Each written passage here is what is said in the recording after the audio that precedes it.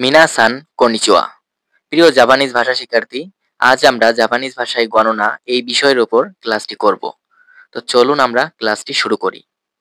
আপনারা স্ক্রিনে দেখতে পাচ্ছেন এখানে জাপানিজ ভাষা এবং কানজি, রোমানজি অর্থাৎ ইংরেজিতে আমরা যে জাপানিজ ভাষাটা যেটা বাংলা মানে করি সেটা ইংলিশে লেখা আছে, ঠিক আছে?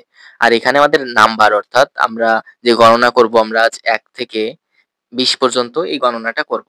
তো চলুন আমরা প্রথম থেকেই শুরু করি। আপনারা ১ম এ দেখতে পাচ্ছেন আপনারা জাপানিজ ভাষা অর্থাৎ হিরাগানা এখানে লেখা আছে আপনারা দেখতে পাচ্ছেন এই যে হিরাগানা আপনারা এই দিকে খেয়াল করেন। আপনি ১ম এ আমরা জাপানিজ ভাষা করব, তারপরে আমরা এর বাংলা উচ্চারণটা করব অর্থাৎ নাম্বারের বিষয়টি আমরা করব। ঠিক আছে? ১ম এ তাহলে আমরা হিরাগানা অর্থাৎ জাপানিজ ভাষায় আমরা এটা শব্দটা উচ্চারণ করব এবং তারপরে আমরা বাংলায় সেটি অনুবাদ করব। তো চলুন আমরা শুরু করি। ১ম এ যেটি আছে জেরো, জেরো, জেরো এটার বাংলা অর্থ দাঁড়ায় 0 এটি বা 0 এটি সেইভাবে কাজে লাগে না। এটা আপনার তাও জানা থাকলে ভালো হয় বা এটার আরেকটা আ অর্থ আছে বা শব্দ আছে রেই, রেই, রেই মানেও 0 বা 0। এরপরে আছে নিচি, নিচি। আপনারা দেখতে পাচ্ছেন এখানে লেখা আছে জাপানিজ ভাষায় নিচি মানে হচ্ছে ১। নি, নি, নি মানে ২। সান, সান। ভালো করে খেয়াল করুন উচ্চারণটা। সান, সান মানে হচ্ছে ৩। শি, শি মানে ৪। এখানে আপনারা শিও বলতে পারেন বা ইয়নও বলতে পারেন। ইয়ন। আমার মতে এখানে ইয়ন ব্যবহার করা ভালো। কারণ ইয়নটা জাপানিজ ভাষায় মানে আমাদের গণনার ক্ষেত্রেই বেশি ব্যবহৃত হয়। আপনারা শি বললেও এখানে ভুল হচ্ছে না। ঠিক আছে? তাতে ইয়ন বা শি আপনারা যেভাবে বলেন এটাই হবে। তারপরে যেটি আছে সেটি হচ্ছে গো, গো এটার বাংলা অর্থ হচ্ছে ৫। জাপানিজ ভাষায় গো এটার বাংলা অর্থ ৫। তারপরে রোকু, রোকু মানে হচ্ছে ৬। শিচি বা নানা এই দুটি দ্বারাই ৭ কে বোঝানো হয়। জাপানিজ ভাষায় যেটি শিচি বা নানা সেটি ৭ এটাকেই বোঝানো হয়। ঠিক আছে? তাহলে শিচি অথবা নানা আপনি যেটি বলবেন সেটিই হবে। ঠিক আছে? এরপরে যেটি আছে হাচি, হাচি মানে হচ্ছে ৮। তারপরে কু বা কিউ, কু অথবা কিউ আপনি যেটি বলেন। আপনি কিন্তু দুটি যেন একসঙ্গে বলেন না। এটি আলাদা, আলাদা। ঠিক আছে? আপনি কু বললেও এটি ৯ বোঝাবে বাংলায়। আর যদি আপনি জাপানি ভাষায় বলেন কিউ, এই যে কিউ দেওয়া আছে, আপনি যদি কিউ বলেন তাহলে এটি ৯ বোঝাবে। জো, জো, জো, জো খেয়াল করেন এখানে জৌ আছে কিন্তু এটা জু উচ্চারণ করবেন আপনারা। জু। আপনারা উচ্চারণ করবেন এইটা জু। আপনারা এটা জু উচ্চারণ করবেন। হ্যাঁ? জু উচ্চারণ করলেই এটা ভালো হয়। এটা অনেকটা ভাবটা আসে কিন্তু ওটা না দিয়ে করলে ভালো হয়। এখন একটা জিনিস খেয়াল করেন, জাপানিজ ভাষায় আপনি যদি ১০ পর্যন্ত গণনাটা শেষ করেন অর্থাৎ আম ইচি, নি, সান, ইয়োন, ঠিক আছে? গো, তারপরে রোকু, নানা, হাচি, কিউ, জু এই ১০ টি আপনি যখনই কমপ্লিট করবেন এরপরে আপনার ১১, ১২, ১৩, ১৪, ১৫, ১৬, ১৭, ১৮, ১৯ এইগুলো কিন্তু আপনার কাছে সহজ হয়ে যাবে। দেখুন কেমন? আমরা কিন্তু ছোটবেলায় একভাবে পড়তাম। আম ১ম এ আমরা ১০ পড়তাম। তারপরে আমরা কি বলতাম? ১, ১০, ১, ১, ১০, ১, ১১, ১, ১০, ২, ১২, ১, ১০, ৩ এ ১৩, ১, ১০, ৪ এ ১৪ আমরা কিন্তু এইভাবে ছোটবেলা পড়েছি। নিশ্চয়ই অনেকে পড়েছেন। তাহলে জাপানিজ ভাষায় কিন্তু এই বিষয়টি মানে এইভাবেই কিন্তু তাদের গণনাটা মূলত হয়। এখানে যেমন আছে ১০ অর্থাৎ জু, জু। এখন যখন এরা ১১ বলবে, আমি বললাম ১, ১০, ১, ১১ এখানে ওরা বলবে জু ইচি দেখতে পাচ্ছেন? জু ইচি মানে হচ্ছে ১১। জু ইচি মানে ১১।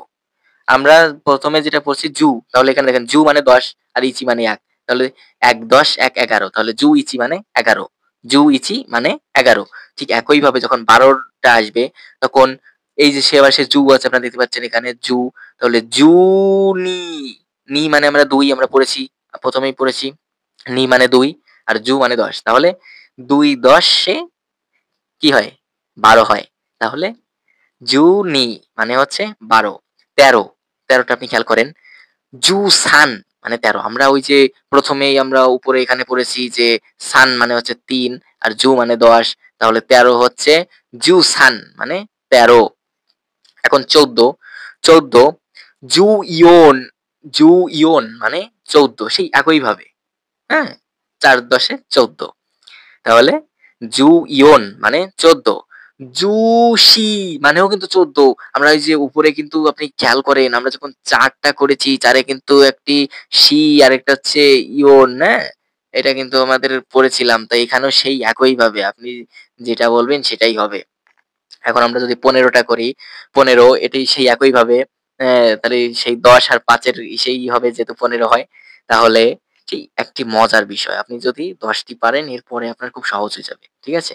তাহলে সেই একইভাবে জু আনতে হবে। তাহলে জুগো, গো মানে ৫ আমরা করেছিলাম। তাহলে জুগো মানে হচ্ছে ১৫, হ্যাঁ? তারপরে এইখানে সেই একই বিষয় ১৬ জুরোকু, জুরোকু মানে ১৬, জুরোকু মানে ১৬ এবং ১৭ টা আপনি দেখতে পাচ্ছেন সেই একইভাবে জুহাচি, এই যে হাঁচি দেওয়া আছে জুহাচি মানেও ১৭ আবার জুশিচি উপরে আমরা কিন্তু পড়েছিলাম ৭ এর ৭ নানা মানে ৭ বা সিচি মানেও ৭ আর জু মানে ১০ তাহলে জু নানা মানে ১৭ বা জুশিচি মানেও ১৭ সেই একইভাবে, ঠিক আছে? একই সিস্টেমে।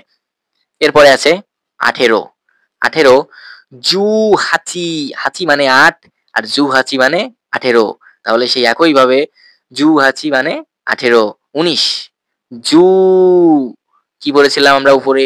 ৯, ৯ এর জাপানিজ ভাষায় কি হয়? তাহলে হয় কিউ, হ্যাঁ? কিউ বা কু। তাহলে জুকিউ মানে ১৯ যদি আপনি বলেন জুকু তাহলে কিন্তু এটাই মানে সেই ১৯ ই হবে। ঠিক আছে? আপনি যেটি বলবেন সেটিই হবে। এখন ২০ এটি একটু খেয়াল করেন। এটি যদি পারেন এর পরবর্তী যে ২১ আছে, ২২ আছে এগুলো কিন্তু আপনার কাছে সহজ হয়ে যাবে। ঠিক আছে? এই একই পদ্ধতিতে যে পদ্ধতিতে আপনাদের আমি ১ থেকে ১০ পর্যন্ত মুখস্থ করার পরে এই যে ১৯ পর্যন্ত আমি আসলাম। ঠিক আছে? একইভাবে। তাহলে ১ম এ আপনি হিসাব করেন এই যে ২০, ২০ এর ১ম আপনি ২ হিসাব করেন। হ্যাঁ? ২ হিসাব করেন। তাহলে আর এরপরে 0 এই 0 ধরবেন না। যেহেতু ২ ১০ ২০ আর এখানে ১০ হিসাব নিজু মানে হচ্ছে ২০ ঠিক আছে? নিজু। তো প্রিয় শিক্ষার্থী আশা করি আপনি যে আমরা ১ থেকে ১ থেকে ২০ পর্যন্ত যে জাপানিজ ভাষাগুলো যে আমি পড়লাম আপনারা হয়তো বুঝতে পারছেন। আর আমি আশা করি আমি আপনাকে খুব ভালো করে এই বিষয়টি বোঝাতে পেরেছি। এখন আপনার যে বিষয়টি আপনাকে 0 মানে 0 টা আপনার না করলেও হচ্ছে তাও করেন আপনি সমস্যা নেই। 0 থেকে ১০ পর্যন্ত আপনি ভালো করে মুখস্থ করুন। ঠিক আছে? এই যে ইচি, নি, সান এগুলো আপনি ১০ পর্যন্ত মুখস্থ করুন। এরপরে আমি যে টেকনিকটি আপনাকে বললাম যে জাপানিজ ভাষায় যে আমরা আগে ছোটবেলায় পড়তাম ১-১০ এ ১১, ১-১০ এ ২, ১২ ঠিক আছে? এই একইভাবে আপনারা এগুলো পারবেন। এইভাবে ২০ পর্যন্ত করলে এর পরবর্তী ক্লাসে আমরা একটু বড় সংখ্যা নিয়ে করব। ঠিক আছে? যেমন ১০০০, ১০০, ১০,০০০, ১,০০,০০০ ঠিক আছে? এই নিয়ে। আজ ভিডিওটি এখানে শেষ করছি। তো পরবর্তী কোনো ক্লাসে পুনরায় দেখা হবে। সবাই ভালো থাকবেন, সুস্থ থাকবেন। ধন্যবাদ।